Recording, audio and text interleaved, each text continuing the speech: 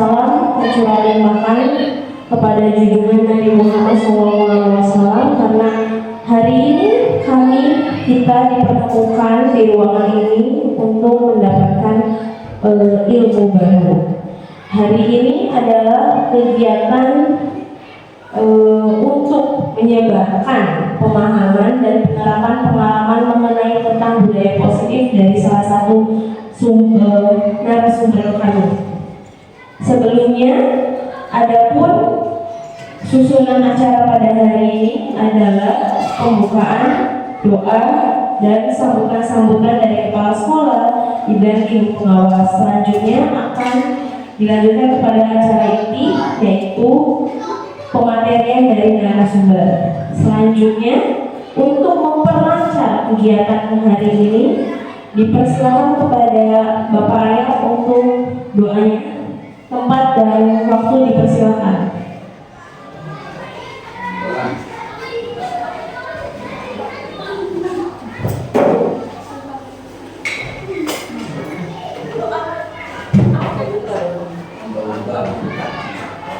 Bismillahirrahmanirrahim. Assalamualaikum warahmatullahi wabarakatuh. Untuk memulai kegiatan pada siang hari ini, marilah kita buka dengan pembacaan suratul Fatihah bersama-sama. Al-Fatihah.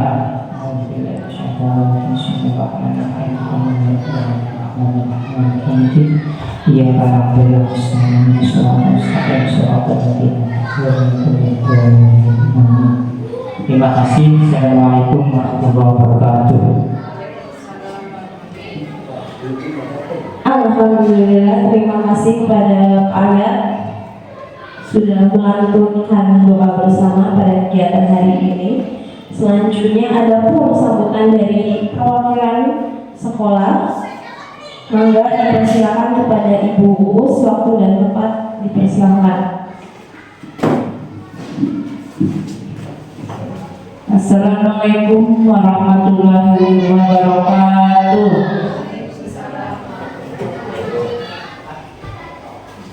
Alhamdulillah,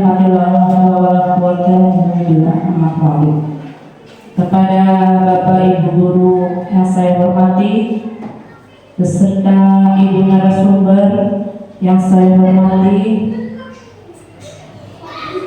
sekarang pada kesempatan hari ini kita akan kedatangan Ibu narasumber, yaitu Ibu Apriyanti Risna Dewi MPD, yang akan menyajikan materi praktik baik.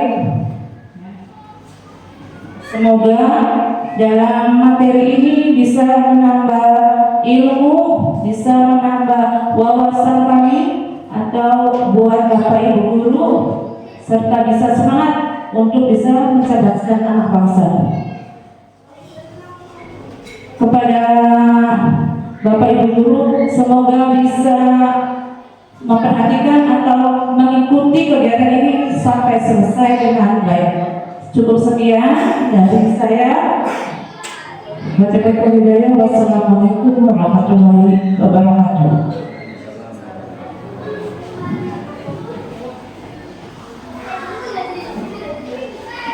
Terima kasih kepada Ibu sebagai perwakilan PTDS dari 2 Karangapel. Adapun hari ini narasumber yang akan memberikan materi yaitu Ibu Apriyanti Risna Dewi. Beliau pada saat ini sedang menempuh CPG, ya Bu ya, CBP, Guru Penggerak. Nah, ini salah satu dari menyebarkan ilmu, menyebarkan pengalamannya kepada ibu guru semua, bapak guru semua. Semoga ilmunya bermanfaat, ilmunya bisa menyebar ke kami semua. Untuk mempersingkat waktu, langsung ke acara intinya, yaitu pematerian dari Ibu Apriyanti. Mangga, waktu dan tempat dipersilahkan. Terima kasih Ibu Siti. Assalamualaikum warahmatullahi wabarakatuh. Kepada Ibu Us selaku perwakilan undangan dari kepala sekolah dan Bapak Guru hebat semuanya. Alhamdulillah hari ini kita dapat berkumpul semua di sini dalam keadaan sehat walafiat dalam kegiatan berbagi praktik baik budaya positif. Salam serta salam marilah kita panjatkan kehadirat junjungan Nabi besar kita Nabi Muhammad SAW. Kita juga mari panjatkan puji syukur kehadirat Allah Subhanahu wa Ta'ala bisa berada di sini mengikuti kegiatan hari ini. Bapak dan Ibu guru hebat, apa kabar semuanya Bapak Ibu? Alhamdulillah. Di kesempatan kali ini saya barangkali mungkin ada yang belum kenal juga. Saya di sini Ibu Alfianti Risma Dewi selaku CGP angkatan 11. Sebenarnya angkatan 10 Bapak Ibu, tetapi pembelajarannya ikut di angkatan 11. Untuk pengajar praktik saya yaitu Bapak Yun Sutejo SPD dari UPTDS 1 Cedana dan Ibu fasilitator saya Ibu Dr. Randa Sri Hendrayani. Dalam kesempatan kali ini saya akan berbagi praktik baik mengenai budaya positif. Saya berdiri di sini bukan semata-mata karena saya sudah hebat atau gimana, tidak. Saya di sini hanya ingin berbagi pengalaman yang sudah saya dapatkan di program guru penggerak. Tujuan berbagi praktik baik kali ini adalah untuk menyebarkan pemahaman konsep budaya positif dan penerapannya di sekolah yang berdasarkan pada konsep perubahan paradigma stimulus respon ke teori kontrol serta nilai-nilai kebajikan universal yang dijabarkan penerapannya pada masing-masing sekolah. Sebelum acara dimulai, kita membuat kesepakatan bersama dulu. Yang pertama, seluruh peserta memiliki kesempatan untuk berpendapat. Sepakat Bapak Ibu? Ya. Yang kedua, berpikiran terbuka dan saling menghormati. Sepakat? Ya. Yang ketiga, jika ada satu peserta berbicara, maka peserta yang lain mendengarkan. Sepakat Bapak Ibu? Ya, yang keempat, berpendapat setelah dipersilakan. Sepakat? Ya. Yang kelima, berpartisipasi penuh dan mengikuti sesi IHT dengan perasaan yang gembira. Iya, bergembira hari ini kita di sini dan semuanya. Untuk skenario pembelajaran, yang pertama pembukaan, ada pemaparan materi, tanggapan dan pernyataan, dan penutup.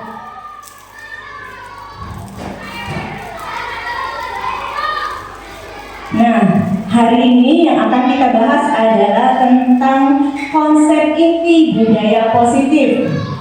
Dalam konsep inti budaya positif terdiri dari perubahan paradigma belajar, disiplin positif, nilai-nilai kebajikan, kebutuhan dasar manusia, motivasi perilaku manusia, posisi kontrol guru, keyakinan kelas, dan segitiga restitusi. Sekarang kita ke disiplin positif dan nilai-nilai kebajikan universal. Apakah makna disiplin? Nah, disiplin dari bahasa Latin yaitu disiplina yang berarti belajar. Makna asal dari kata ini berkonotasi dengan disiplin dari diri murid-murid Sokrates dan Plato. Disiplin diri membuat orang menggali potensinya menuju sebuah tujuan, apa yang dia hargai. Namun, dalam budaya kita, makna kata disiplin telah berubah menjadi sesuatu yang dilakukan seseorang pada orang lain untuk mendapatkan kepatuhan. Kecenderungan umum adalah menghubungkan kata disiplin dengan ketidaknyamanan, bukan dengan apa yang kita hargai atau pencapaian suatu tujuan mulia. Nilai-nilai kebajikan universal. Apa sih nilai-nilai kebajikan universal?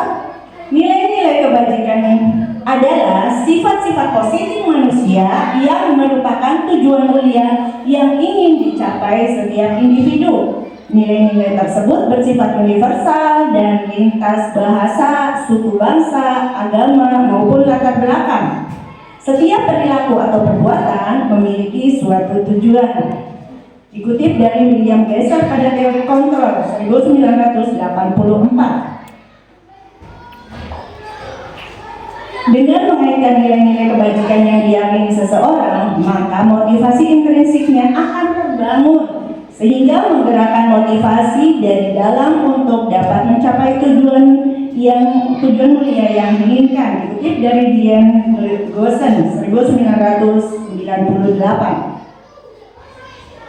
Nilai-nilai kebajikan universal yaitu nilai-nilai kebajikan yang ingin dicapai oleh setiap anak Indonesia. Kita kenal dengan profil belajar Pancasila. Yang pertama, beriman, bertakwa kepada Tuhan Yang Maha Esa dan berakhlak mulia. iya betul. Yang kedua, mandiri, bernalar kritis, berkebinekaan global, bergotong royong, dan kreatif.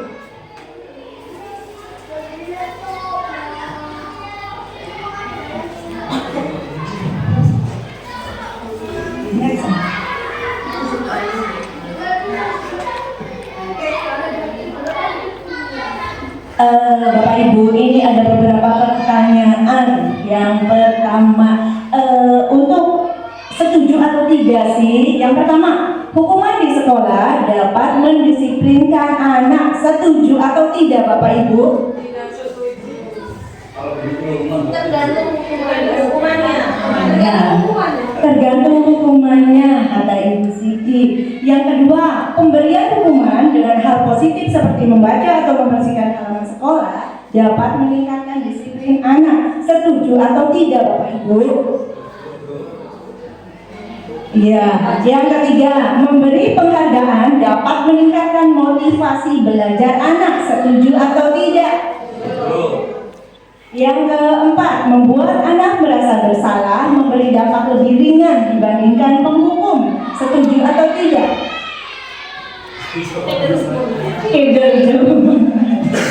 Bagaimana menurut Bapak Ibu? Iya, membuat anak merasa bersalah memberi dampak lebih ringan dibanding menghukum. Setuju atau tidak? Ya, next, mari kita simak. Nah, sekarang teori motivasi perilaku manusia. Yang pertama, untuk menghindari ketidaknyamanan atau hukuman. Nah, itu berarti motivasi dari luar, yaitu jadi motivasi perilaku manusia itu ada dua, Bapak Ibu, motivasi ekstrinsik dan motivasi intrinsik. Kalau ekstrinsik berarti motivasi yang berasal dari luar dirinya sendiri. Kalau motivasi intrinsik berasal dari dalamnya. Sekarang yang pertama, untuk menghindari ketidaknyamanan atau hukuman. Apa yang akan terjadi apabila saya tidak melakukannya? Berarti itu wedi jumbahin buledi kone priven ya. Nah, berarti wedi karena buledi, berarti motivasinya berasal dari luar. Ya. Yang kedua, untuk mendapatkan imbalan dari orang lain atau institusi. Apa yang akan saya lakukan? Apa yang akan saya dapatkan apabila saya melakukannya? Contohnya, untuk mendapatkan imbalan dari orang lain. Nah, Bapak udah bisa jawab, orang di permen nih, Bu Sri. Berarti kan? Iya, berarti motivasinya dari luar. Nah, kalau yang dari dalam, untuk menghargai diri sendiri. Saya akan menjadi orang yang seperti apa bila saya melakukannya. Esok-esok ibu semangat esok. Ibu Us tidak perlu dialami kepala sekolah karena itu sudah menjadi kewajibannya sendiri. Berarti itu motivasinya intrinsik, kecuali maka dia suka balik di dalam lupa manto. Nah, itu berarti itu nanti kita tanyakan di segitiga restitusi. Nanti kita bahas next. Nah, menurut Ki Hajar Dewantara. Merdeka menurut Ki Hajar Dewantara itu artinya tidak hanya terlepas dari perintah, akan tetapi juga cakap buat memerintah diri sendiri. Nah, next. Dihukum oleh penghargaan. Bahwa penghargaan berlaku sama dengan hukuman, dalam arti meminta atau membujuk seseorang melakukan sesuatu untuk memenuhi suatu tujuan tertentu dari orang yang meminta atau membujuk. Dorongannya eksternal dan akan ada faktor ketergantungan. Beberapa dampak dari pemberian penghargaan dikutip dari Alficon 1993. Nah, ini dihukum oleh pelanggaran. Untuk pengaruh jangka pendek dan jangka panjangnya, penghargaan itu merusak hubungan. Contohnya tadi, misalkan dibuat penghargaan untuk guru yang datangnya lebih pagi, dibuatlah penghargaan. Nah, misalkan dibuat penghargaan itu dapat merusak hubungan tidak? Misalkan, oh, jadinya ibu si mangkati esok disengiti nih, ibu dari si mangkati awan. Contohnya, kan bisa merusak hubungan seperti itu. Penghargaan lebih besar dari menghukum. Penghargaan menurunkan kualitas. Contohnya tadi diberi permen. Nah, supaya permen ini si jiba ini ibu Sri. Orang iya nggak orang Jawa Maning? Oh, seperti itu. Ya. Penghargaan mengurangi ketepatan. Penghargaan mematikan kreativitas. Nah, kayak konon-konon baik. Nah, seperti itu mematikan kreativitas, berarti tidak ada dorongan dari dalam dirinya sendiri. Penghargaan itu tidak efektif karena apa? Mengurangi motivasi intrinsik. Nah, next. Bentuk program kebajikan. Apresiasi. Dalam memberikan apresiasi atau pengakuan perlu diingat beberapa hal. Yang pertama, beri pengakuan secara khusus. Yang kedua, beri pengakuan secara pribadi. Beri pengakuan kepada semua murid atau bergantian. Beri pengakuan secara konsisten, fokus pada proses. Contohnya, misalkan dalam hal tadi seperti tadi, Ibu Sri tidak usah memberikan permen, nah, tapi memberikan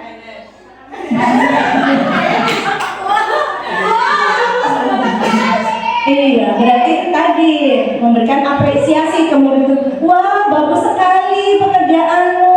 Nah, dan juga semuanya diberikan apresiasi, tidak hanya melulu anak itu saja. Ya. Contoh pengakuan atau apresiasi kebajikan. Kemarin saya perhatikan, nah, kalimatnya seperti itu, nilai kebajikannya, rasa empatimu besar sekali, situasinya pada saat menolong murid baru di kelas. Nah, seperti itu contohnya. Pembuka, saya menghargai nilai kebajikannya, kepedulianmu, situasinya pada saat kamu membantu teman-temanmu di tugas kelompok. Seperti itu apresiasi yang diberikan. Terima kasih untuk rasa tanggung jawabmu pada saat kamu memungut kertas yang berserakan di lantai. Itu contoh kalimatnya. Nah, Bapak Ibu, saya mempunyai pertanyaan. Yang pertama, tindakan guru. Ini ya, mungkin dalam keseharian kita sehari-hari sudah kita lakukan ataukah belum kita lakukan, mari kita simak, lihat. Yang pertama, mencatat 100 kali di buku, di dalam buku kalimat saya tidak akan terlambat lagi karena terlambat ke sekolah. Itu hukuman atau konsekuensi Bapak Ibu? Apa boleh? Apa hukuman atau konsekuensi? Ya, nanti kita lihat jawabannya apa. Yang kedua, lari mengelilingi lapangan basket 2 kali karena terlambat hadir di sekolah. Hukuman atau konsekuensi? Yang ketiga, murid diminta untuk push up 15 kali karena tidak menggunakan masker ke sekolah. Hukuman atau konsekuensi?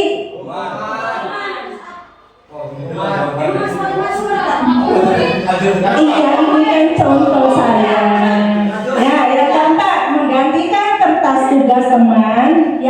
dicoret-coret. Hukuman atau konsekuensi? Ya. Membersihkan tumpahan air di meja tulis karena tersenggol pada saat belajar. Hukuman atau konsekuensi? Meminta murid tidak mengenakan sepatu seharian di sekolah karena tidak mengenakan sepatu hitam. Hukuman atau konsekuensi? Yang ke-7, lari mengelilingi lapangan basket 2 kali karena terlambat 10 menit untuk pelajaran PJOK. Konsekuensi. Ya, mari kita lihat jawabannya.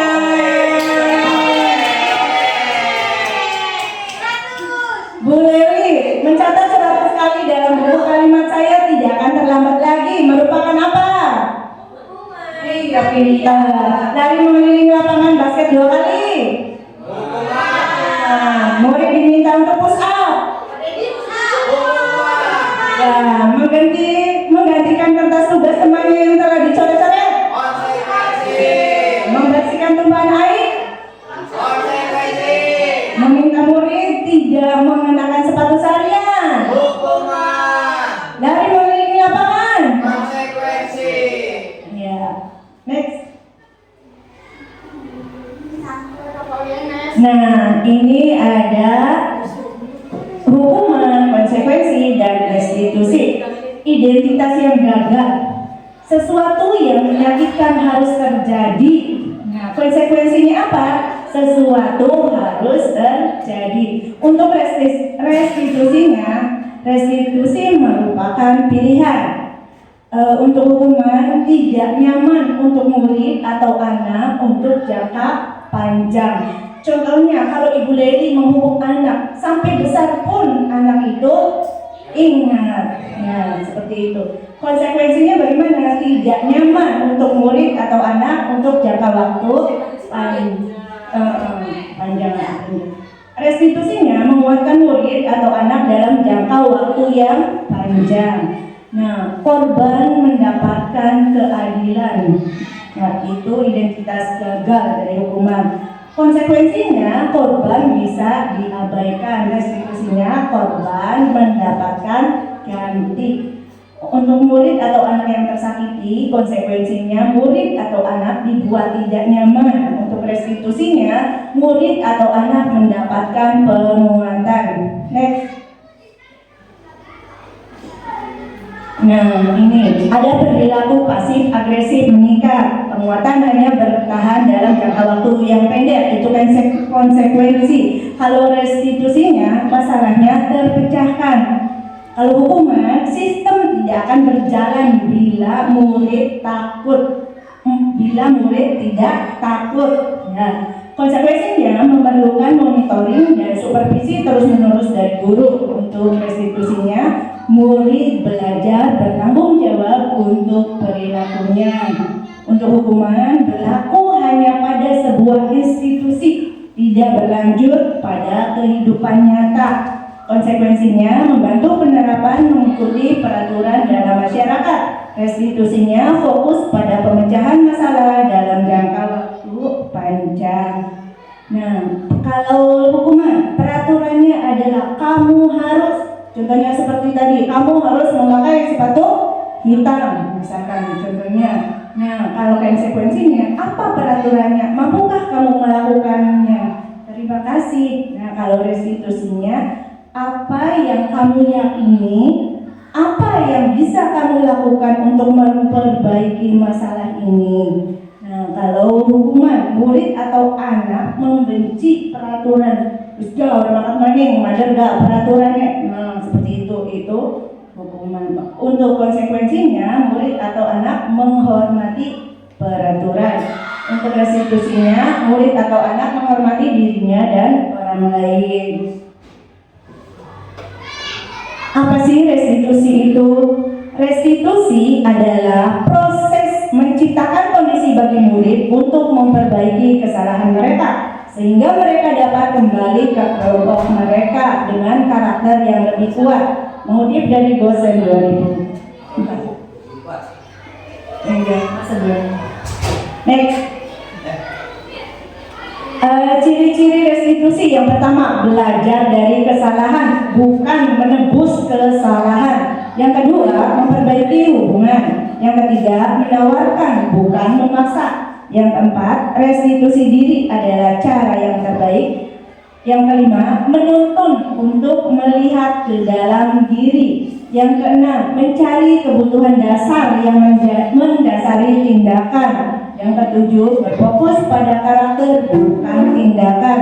Yang kedelapan, berfokus pada solusi. Yang kesembilan, membalikan murid yang berbuat salah pada kelompoknya.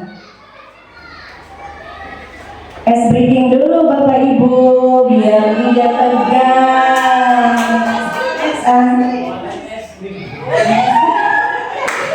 Ayo berdiri semuanya Bapak Ibu. Es breaking untuk melatih konsentrasi.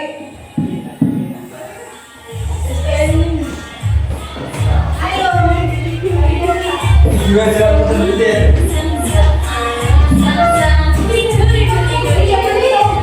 Sembilan ibu lagi, suaranya ayo Kak Pusri.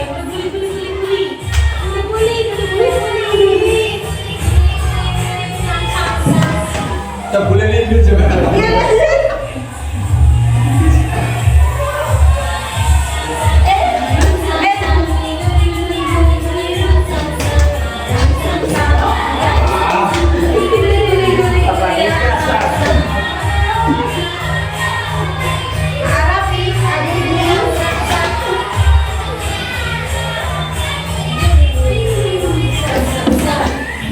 Ayo dia apa sih dia?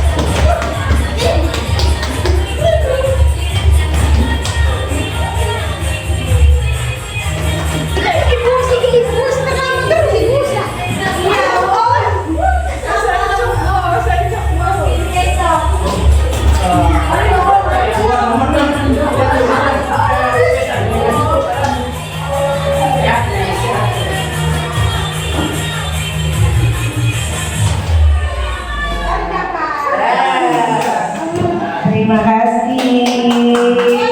Semangat. Iya. Sekarang kita ke kebutuhan dasar manusia. Kebutuhan dasar manusia adalah segala sesuatu yang kita lakukan untuk mendapatkan apa yang kita inginkan. Seluruh tindakan yang kita lakukan memiliki tujuan tertentu, dan semua terbaik yang kita lakukan adalah dalam kerangka agar kebutuhan dasar kita terpenuhi dengan baik.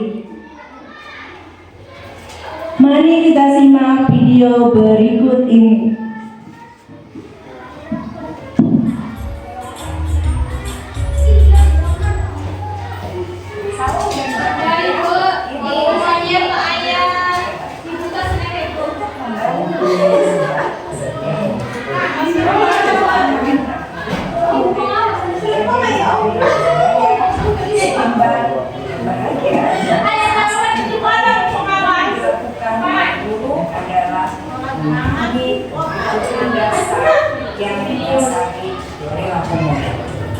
Pada video kali ini kita akan membahas tentang 5 kebutuhan dasar manusia.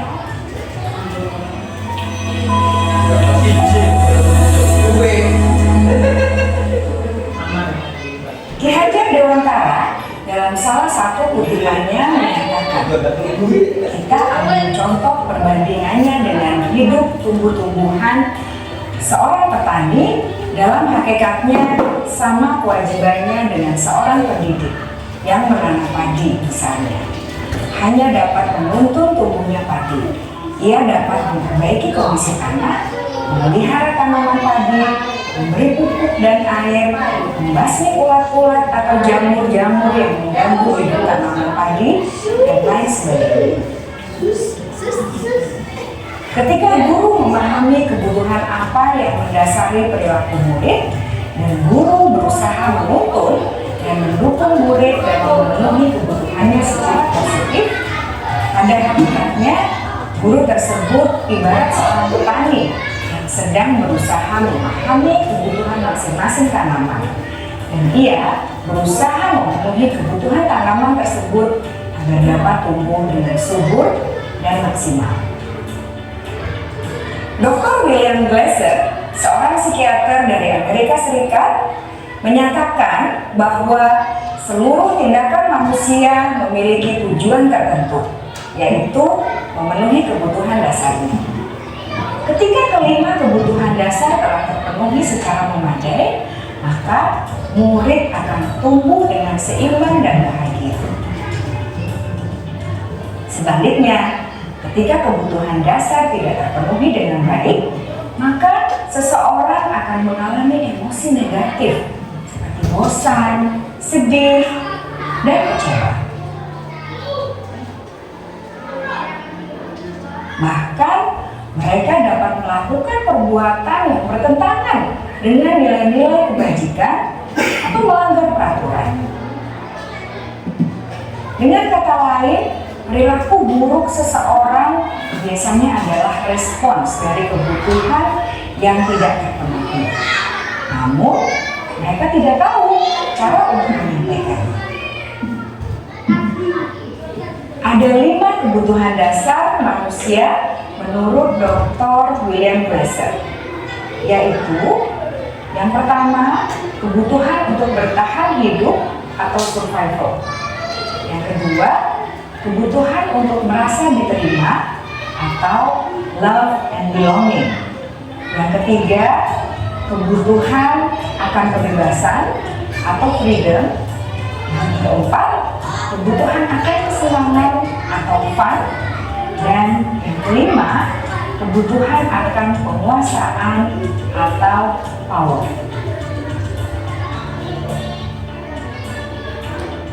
Kebutuhan dasar yang pertama adalah kebutuhan yang bersifat fisiologis untuk bertahan hidup atau survival. Misalnya, kesehatan, rumah, dan makanan. Kebutuhan biologis sebagai bagian dari proses reproduksi termasuk kebutuhan untuk tetap bertahan hidup. Kebutuhan untuk merasa aman juga termasuk dalam kebutuhan ini.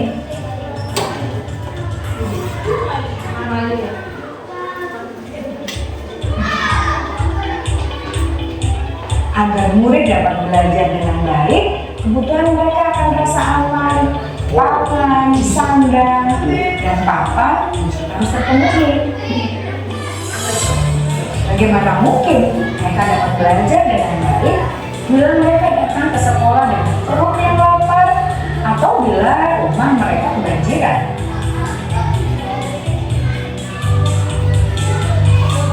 Setelah kita mengetahui kebutuhan pertama yang sebagian besar bersifat fisiologis, mari kita lihat kebutuhan kedua sampai kelima yang semuanya berhubungan dengan psikologis. Mari kita lihat kebutuhan yang kedua, yaitu kebutuhan akan perasaan diterima oleh kelompok atau komunitasnya, atau kebutuhan love and belonging. Kebutuhan ini meliputi keinginan untuk tetap terhubung dengan orang lain seperti teman, keluarga, teman kerja, dan kelompok di mana kita tergabung. Setiap murid ingin menjadi bagian yang berharga dari kelas dan juga sekolah. Mereka juga ingin diterima oleh orang lain dan kelompoknya. Bahkan, murid yang terlihat paling cuek pun jauh di dasar hatinya pasti ingin merasa diterima. Sebagai guru, seharusnya kita dapat menerima murid kita apa adanya, sesuai dengan kodratnya. Karena setiap murid adalah unik, Mereka memiliki kekuatannya masing-masing, sehingga guru seharusnya bisa mencari kesempatan untuk murid kolaborasi dan memiliki ikatan emosi satu sama lain. Murid-murid yang memiliki kebutuhan yang besar untuk merasa diterima, biasanya mereka belajar karena suka pada gurunya. Dan mereka juga suka bekerja dalam kelompok. Kebutuhan yang ketiga adalah kebutuhan akan kebebasan atau kebutuhan membuat pilihan. Murid harus diberi kesempatan untuk membuat pilihan dan bertanggung jawab atas pilihan yang mereka telah ambil. Memberi mereka kebebasan bukan berarti membiarkan mereka melakukan apa saja yang mereka mau, melainkan lebih memberi mereka kesempatan untuk membuat pilihan, menyuarakan pendapat mereka dengan percaya diri, dan memberi mereka kesempatan untuk mencoba hal-hal yang baru. Pembelajaran dengan metode yang beragam dan menarik juga akan memenuhi kebutuhan murid tentang kebebasan ini. Pembelajaran berdiferensiasi, di mana guru menyediakan beberapa jenis tugas yang bisa dipilih oleh murid sesuai minat mereka, sangat baik untuk mengembangkan murid menjadi lebih mandiri. Nilai-nilai kebajikan, maka guru harus mencari tahu alasan yang mendasari tindakan tersebut dan kebutuhan apa yang belum terpenuhi. Melalui percakapan dengan guru dalam pendekatan disiplin positif, murid dapat diajak untuk bersikap reflektif dalam mengenali kebutuhan-kebutuhan yang berusaha mereka penuhi dan mendasari tindakan mereka. Jika guru mengabaikan perilaku buruk murid-murid, maka perilaku tersebut akan berpengaruh pada suasana kelas yang kurang kondusif dan akan berpengaruh pada tujuan dari pendidikan itu sendiri. Ibu, bapak guru hebat, mari kita menjadi guru yang lebih baik dengan memahami kebutuhan dasar murid-murid kita dan senantiasa membimbing mereka untuk menjadi pribadi yang berdaya, seimbang, dan bahagia. Salam dan bahagia, Ibu dan Bapak guru hebat.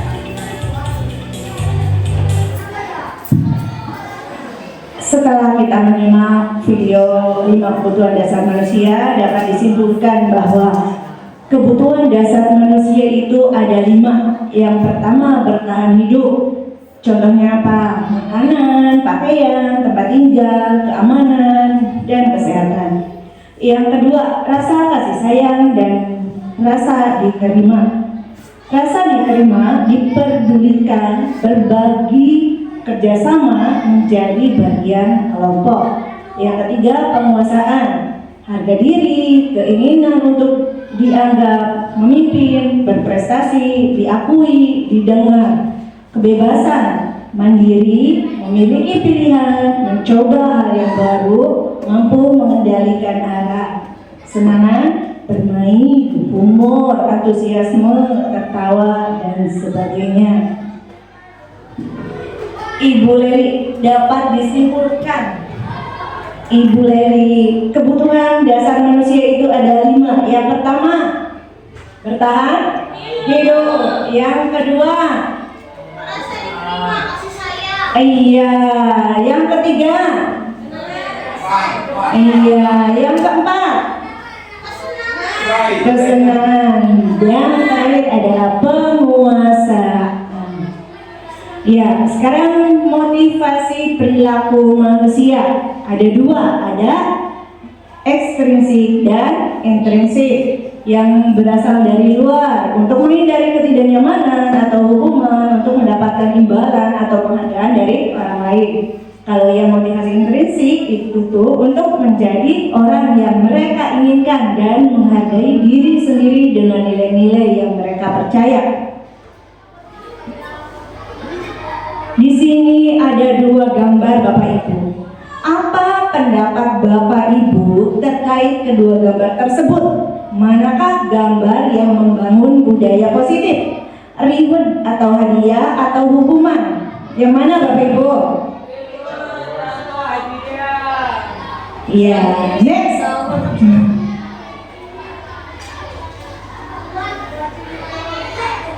Nah, sekarang hukuman dan restitusi. Hukuman tidak terencana atau tiba-tiba. Murid tidak tahu apa yang akan terjadi atau tidak dilibatkan. Bersifat satu arah, berupa hukuman fisik atau psikis. Kalau konsekuensi terencana atau disepakati, murid tetap dibuat tidak nyaman. Sikap guru selalu memonitor murid. Yang terakhir, restitusi adalah proses menciptakan kondisi bagi manusia untuk memperbaiki kesalahan. Proses kolaboratif yang mengajarkan murid untuk mencari solusi sendiri. Next. Sekarang 5 posisi kontrol guru. Yang pertama, penghukum. Yang kedua, pembuat rasa bersalah. Yang ketiga, teman. Yang keempat, pemantau. Yang kelima, manajer. Bapak Ibu dalam posisi mana? Kita lihat dulu video berikut ini.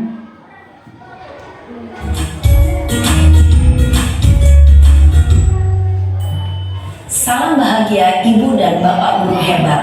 Dalam penerapan disiplin positif restitusi, salah satu program yang dikembangkan adalah 5 posisi kontrol.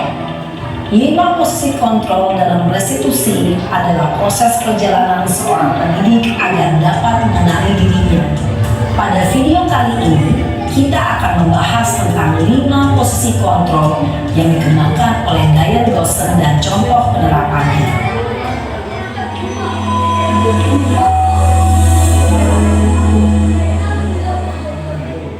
5 posisi kontrol itu adalah 1.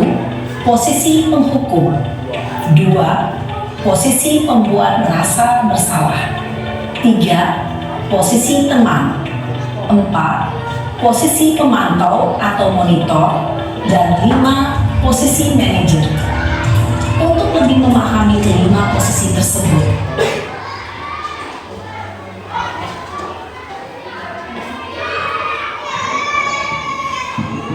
kita lihat Bapak Ibu contoh penerapan posisi kontrol guru.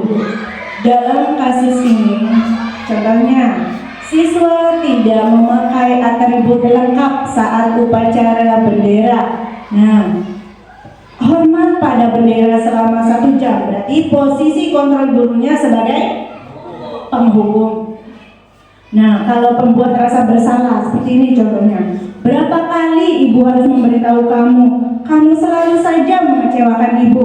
Nah, Ucai merasa salah. Ya, jadi posisi kontrol gurunya sebagai posisi pembuat rasa bersalah.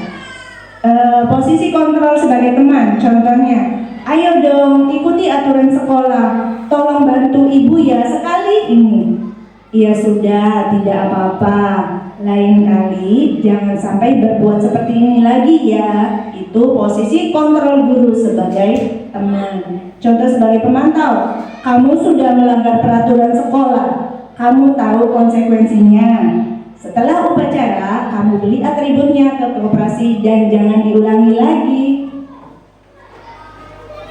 Nah, kalau posisi kontrol sebagai manajer contohnya, apakah kamu tahu kesalahanmu? Kira-kira bagaimana kamu memperbaiki kesalahanmu? Nah, sekarang ada sebuah kalimat menurut Bapak Ibu. Posisi kontrol, apakah aku? Saya kecewa sekali dengan kamu. Apa? Bersalah. Ya, next.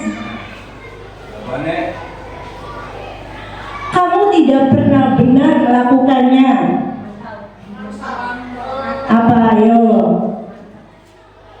Apa Bapak Ibu? Menurut Bapak Ibu. Next. Apa rencanamu untuk menyelesaikan masalah ini?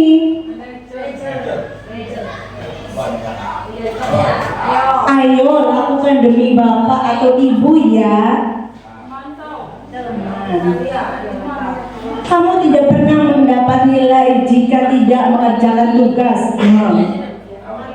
Bang?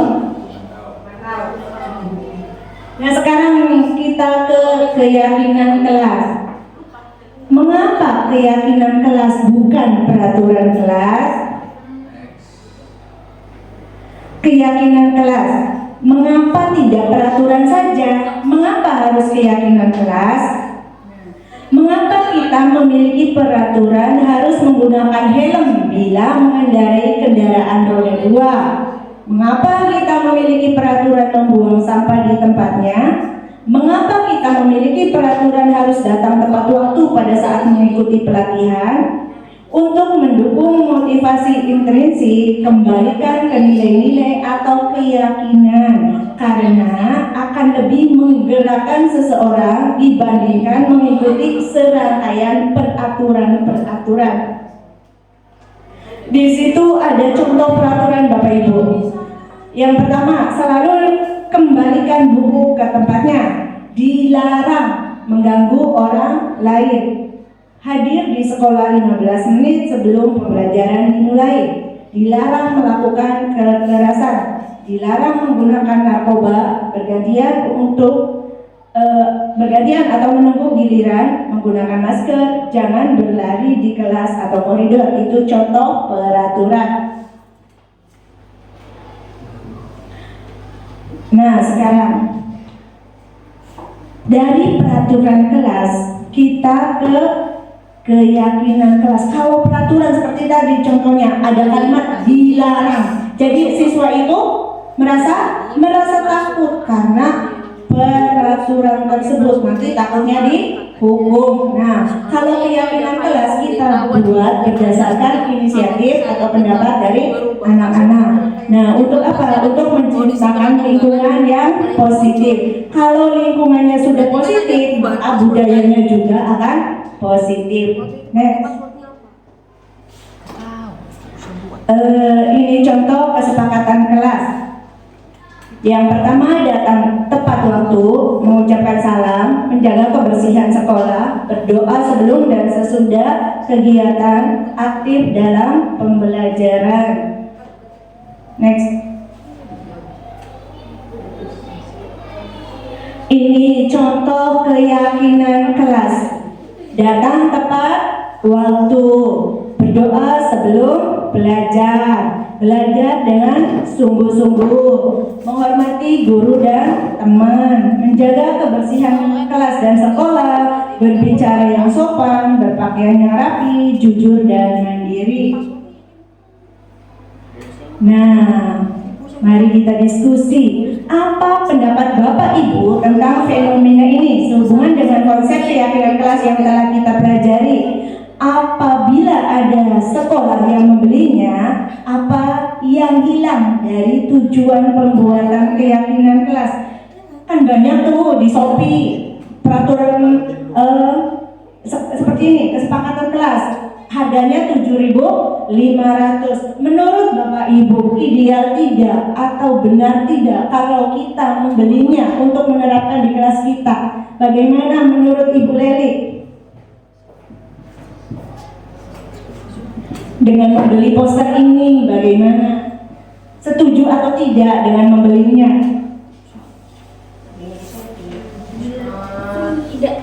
Tidak.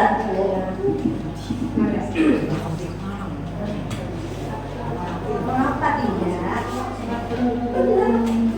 Karena menurut saya harganya itu lebih mahal ya menurut aku mah. Ya, selain itu, tidak efektif karena tidak sesuai dengan iya. Nah, jadi dengan membeli poster ini nantinya sama tidak dengan kondisi yang ada di kelas kita. Next. Jadi idealnya dalam membuat keyakinan kelas itu kita tanyakan dulu kepada siswa, apa sih, pengen apa sih siswa itu untuk membuat keyakinan kelas. Misalnya, datang tepat waktu, ditulis. Berdoa dulu Bu sebelum belajar. Nanti itu tergantung kesepakatan dengan anak-anak. Ya. Sekarang kita ke segitiga restitusi. Segitiga restitusi itu suatu proses dialog yang dijalankan oleh guru agar dapat menghasilkan murid yang mandiri dan bertanggung jawab. Dalam segitiga restitusi itu, yang pertama, menstabilkan identitas. Yang kedua, validasi tindakan yang salah. Yang ketiga, menanyakan keyakinan. Mari kita simak video berikut ini.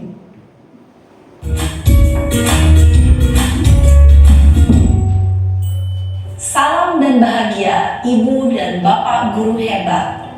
Pada video kali ini kita akan membahas tentang salah satu program disiplin positif yang diterapkan di lingkungan sekolah yang dikenal dengan nama restitusi.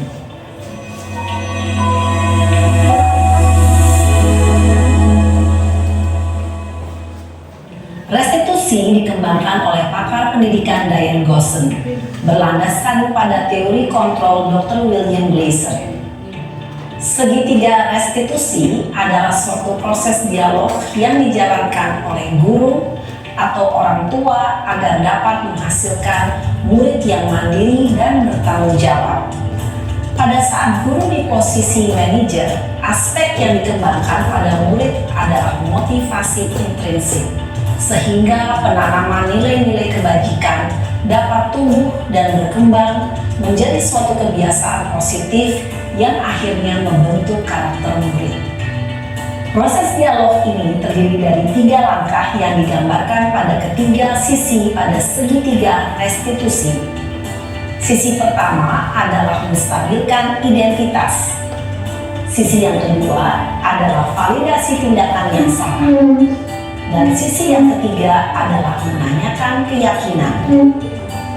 Ibu dan Bapak guru, berikut ini akan menunjukkan bagaimana seorang guru berada dalam posisi manajer.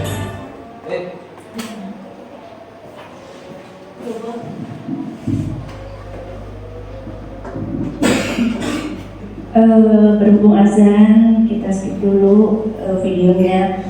Yang pertama,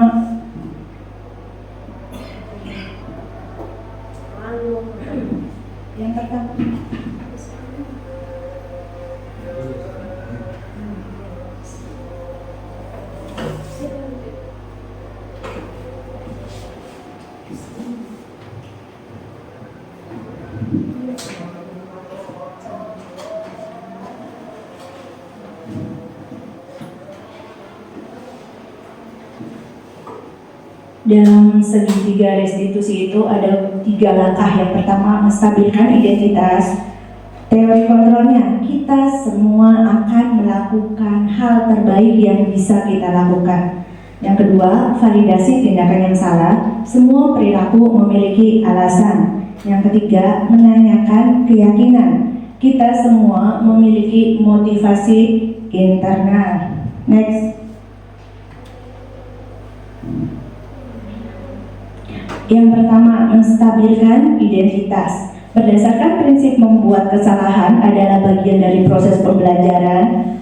Kalimat yang diucapkan bisa seperti ini Bapak Ibu. Berbuat salah itu wajar. Tidak ada manusia yang sempurna. Ibu juga pernah melakukan itu.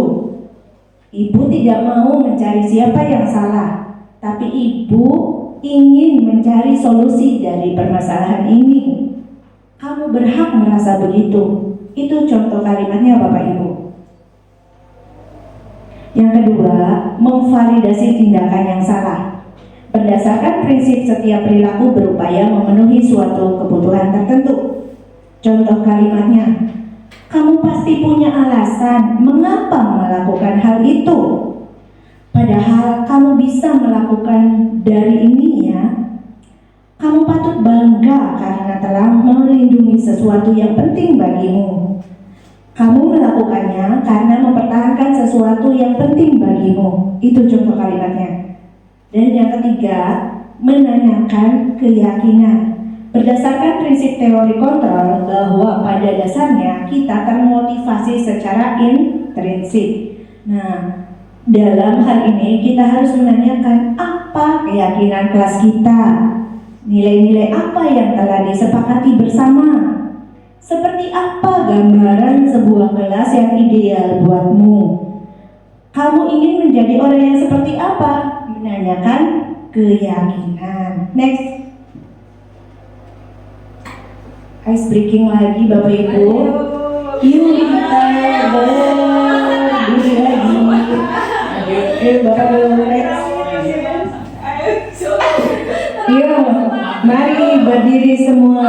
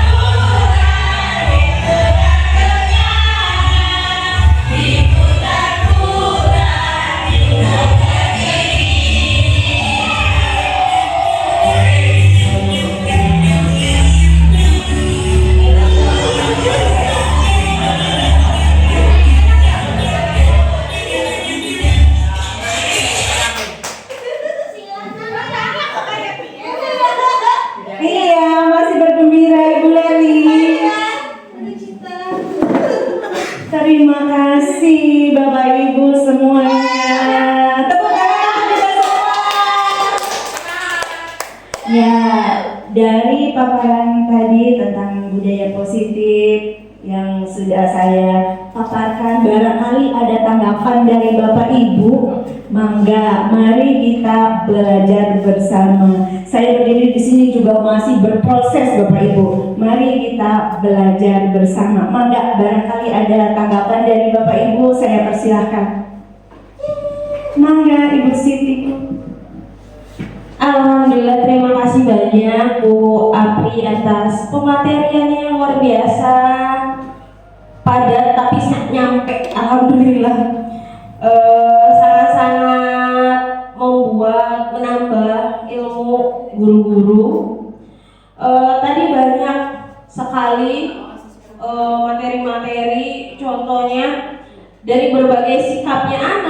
perilakunya anak, kita tahu oh dia seperti itu sebabnya.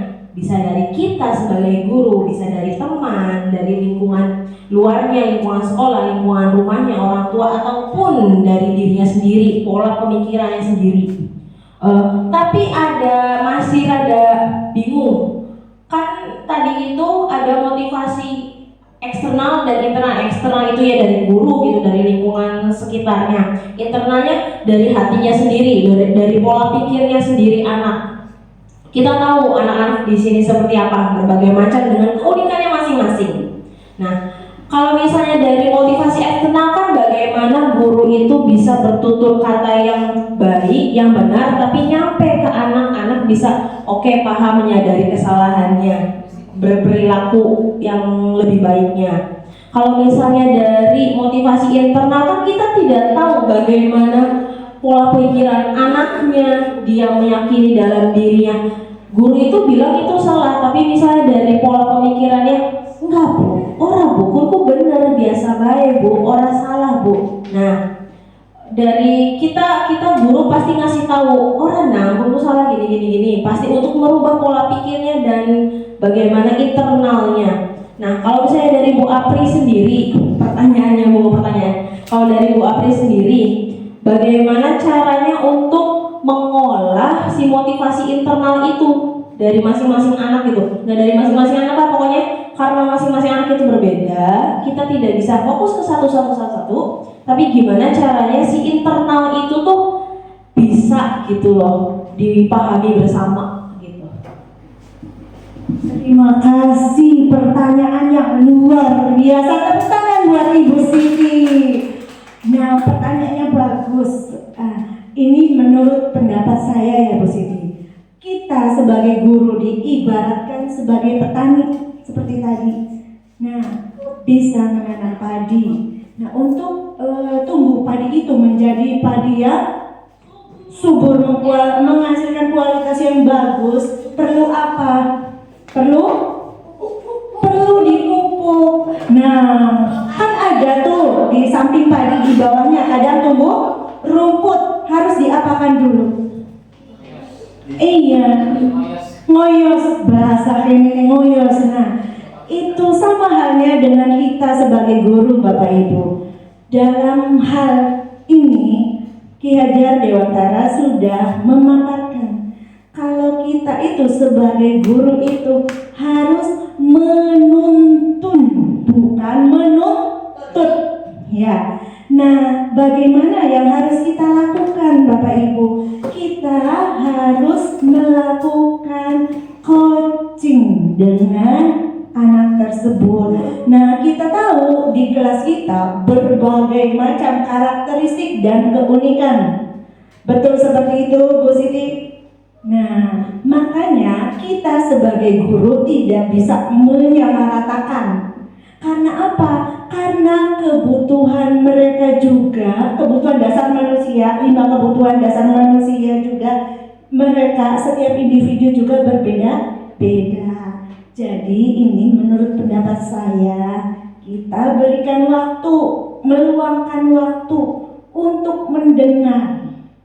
Nah, seperti itu yang kita lakukan di segitiga restitusi. Seperti itu Ibu Siti. Yang tadi ada 3 tahap.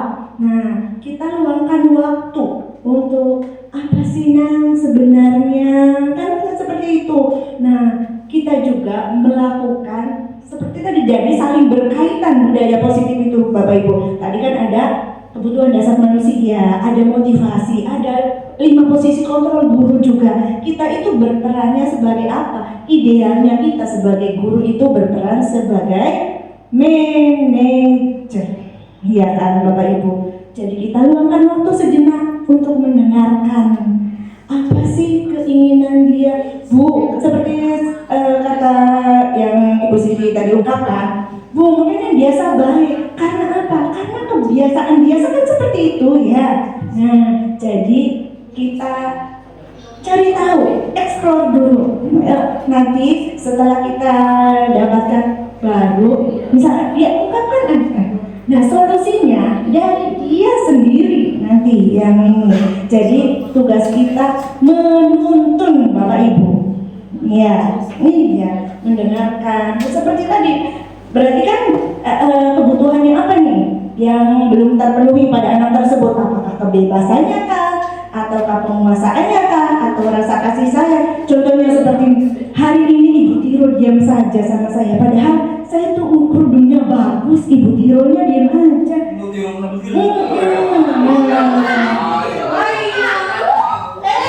Ibu Tironya panjang umur, seperti itu. Iya. Nah, seperti itu contohnya.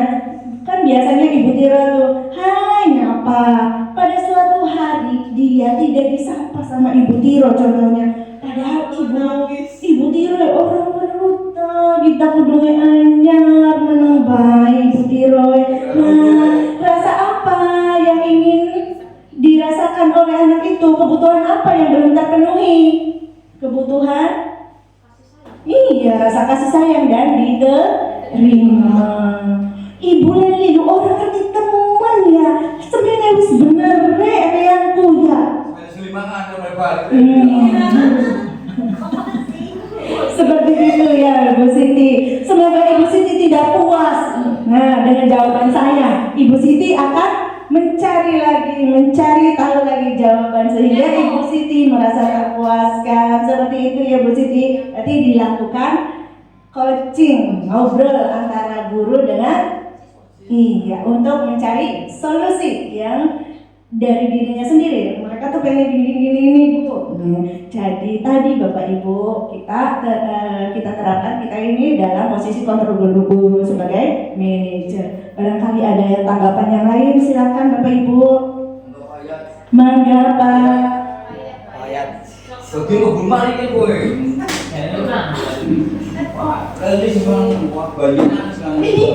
Bismillahirrahmanirrahim. Assalamualaikum warahmatullahi wabarakatuh. Terima kasih Ibu semua, khusus Ibu Aprianti ya, berarti yang telah memaparkan dengan berbagai macam pembahasan. Sedikit yang saya pengen tanyakan, bagaimana solusi untuk menghadapi satu peristiwa ataupun ada misalkan ada anak ini, satu anak ini udah dinasihati, udah berbagai macam metode, tapi anak ini nggak ada perubahan.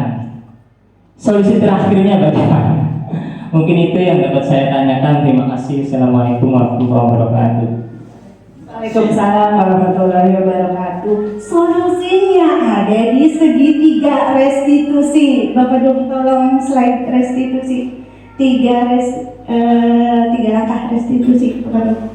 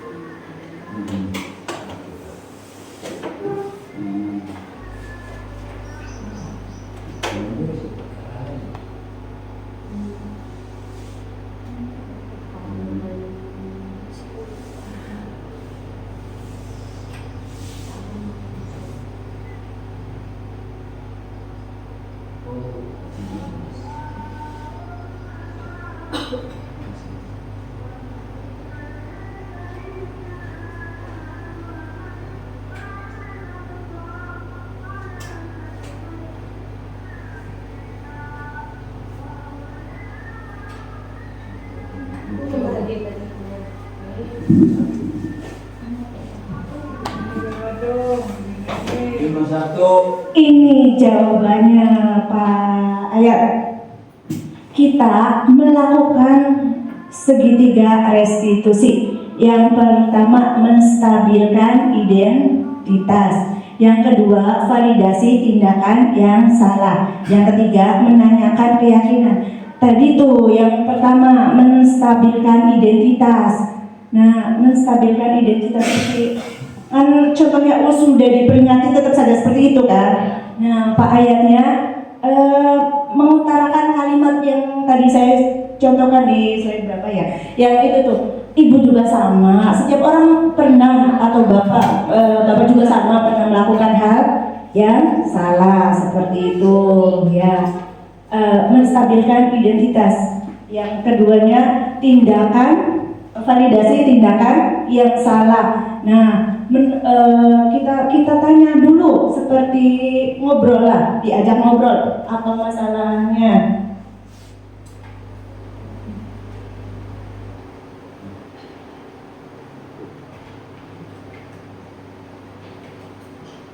Nih, ini Pak Ayat, berbuat salah itu wajar. Nah, bahasanya diawali seperti ini, tidak ada manusia yang sempurna. Ibu juga pernah atau bapak juga pernah melakukan hal itu.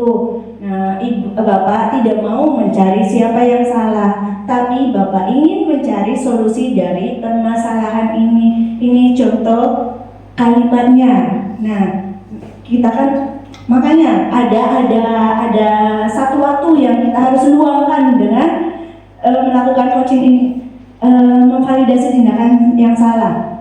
Tanyakan ke anak itu, apa alasannya melakukan hal itu? Ditanyakan dulu. Nanti kan dia, Pak, rene ngomong, misal contoh ya, misalkan anak itu berangkatnya siang. Pak, rene awan lupa, mangkatnya lupa. Orang setang ini awan, Pak, menelangi emak dikit, Pak, misalkan. Nah, kita kan tidak tahu. Jadi makanya jangan serta-merta, misalkan anak itu datangnya siang langsung dihukum, kita lakukan dulu segitiga restitusi ini. Tanyakan, jangan serta-merta langsung kamu berangkatnya siang, langsung disuruh lari lapangan, misalkan seperti itu. Padahal dia ada alasan tersendiri kenapa sih dia berbuat seperti itu. Ditanyakan dulu alasannya. Padahal kamu bisa melakukan dari ini. Misalkan dia sudah ngomong nih, ayatnya ngomongnya seperti itu. Ini sekedar contoh ya Kak, seperti itu. Itu memvalidasi tindakan yang salah. Terus yang terakhir, kita menanyakan keyakinan. Nah, seperti tadi kasusnya, bocah kenapa apa Pak? Ya, berbagai macam masalah. Oh iya, contoh. Oh iya. Iya. Nah, mungkin dia melakukan tindakan seperti itu, mungkin ada kebutuhan dasar manusia yang tadi Pak, yang belum terpenuhi nih. Ya bisa jadi dia perhatian nih, pengen perhatian dari Pak Ayat, bisa jadi kan seperti itu. Nah, mungkin kebutuhan dasar rasa kasih sayangnya belum terpenuhi di rumahnya seperti itu. Nah, Pak Ayat bisa menanyakan, misalkan keyakinan kelasnya apa? Seperti tadi, makanya awal, kamu tahu keyakinan kelas kita? Iya Pak, tahu. Apa keyakinan kelasnya? Datang tepat waktu, contohnya seperti itu. Nah, terus ditanyakanlah, apa kamu sudah memenuhi keyakinan kelas itu? Misalkan, iya Pak, saya salah. Nah, untuk solusinya kamu akan melakukan apa? Nah, kita tanyakan ke dia. Jadi bari dewe kan ngomong dewe, bari dia punya, nah ada rasa solusinya dari dia sendiri gitu Pak. Nanti kan apa? Tumbuhnya kan motivasi intrinsik bukan ekstrinsik. Nah, orang dini Pak Ayat. Nah, seperti itu ya. Jadi jawabannya seperti itu Pak. Kita akan melakukan segitiga restitusi. Ya, tiga langkahnya seperti tadi yang saya jelaskan. Contoh kalimatnya ini bisa dieksplor sendiri, diimprove sendiri sama Pak Ayat, tergantung situasinya seperti apa. Barangkali ada yang lain. Semoga Pak Ayat tidak puas. Nah, supaya Pak Ayat mencari tahu jawaban yang lain. Maka barangkali ada lagi, silakan Ibu cantik. Maaf ya Bu, mau bertanya lagi. Tadi kan sudah menjelaskan tentang segitiga restitusi. Nah, sekarang yang saya tanyakan, bagaimana caranya kita tuh membangun keyakinan kelas saya dengan murid. Tadi kan sudah dijelaskan tentang segitiga restitusinya. Nah, sekarang bagaimana membangun keyakinan kitanya dengan siswa seperti itu. Terima kasih. Sama-sama, iya, pertanyaan yang bagus sekali. Nah, bagaimana sih cara cara membuat keyakinan kelas. Nah, seperti tadi yang sudah saya paparkan, tidak usah beli poster di luar karena itu belum tentu sama kondisinya dengan keadaan yang ada di kelas kita. Jadi, cara membuat keyakinan kelas kita bisa memberikan anak secari kertas atau selembar kertas seperti itu. Yuk kita buat keyakinan kelas. Ibu, misalkan ibu punya nih kertas, silakan tulis di kertas masing-masing nih, dibagikan satu-satu. Nah, misalkan si A, misalkan Dinda datang tepat waktu, misalkan. Terus si Bayu berdoa sebelum belajar, misalkan seperti itu. Desya misalkan belajar dengan sungguh-sungguh. Jare Nugie menghormati guru dan teman, misalkan kan seperti itu. Nah, iya. Nah, semuanya, nah itu kalimat dari anak-anak itu nanti kertasnya ditempelkan. Nah, Ibu Leli sediakan nanti ditempelin di situ. Nah, kalau sudah menempelkan semuanya, mari disepakati dengan anak-anak. Sepakati tidak datang tepat waktu.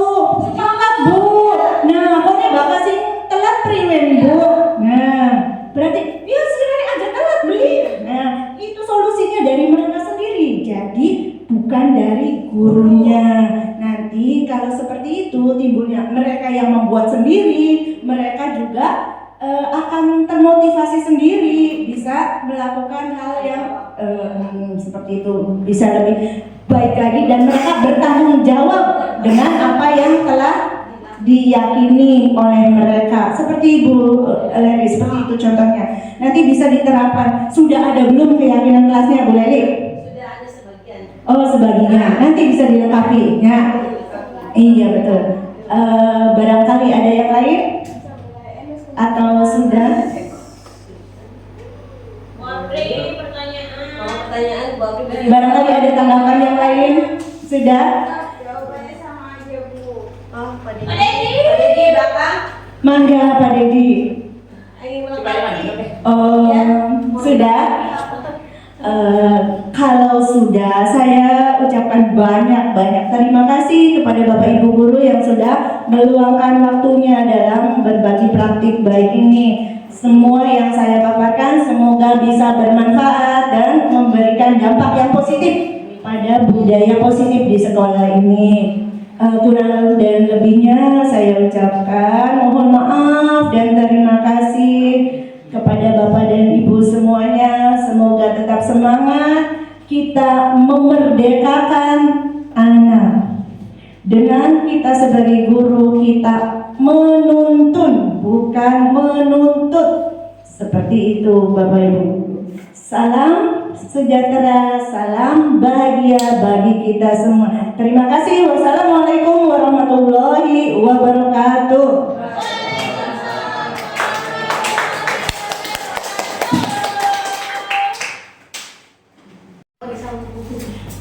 Terima kasih kepada Ibu Apri atas pemateriannya yang sangat luar biasa. Pasti sangat bermanfaat untuk di sini, untuk guru-guru semuanya. Sekarang waktunya untuk penutupan. Mangga dipersilahkan doa penutupnya Pak Darto. Tempat dan waktu dipersilahkan.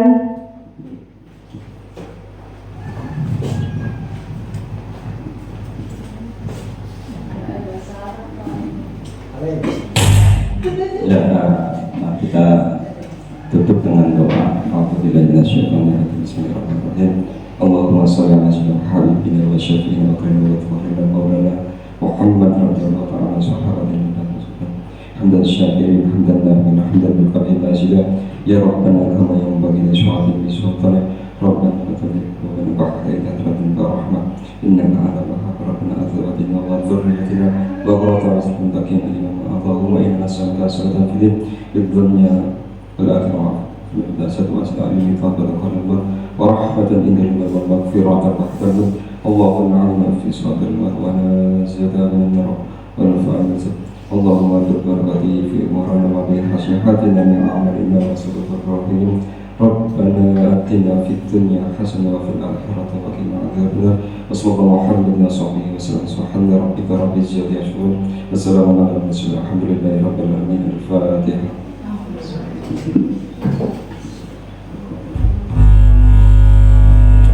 Alhamdulillah acara hari ini telah selesai di akhir acara.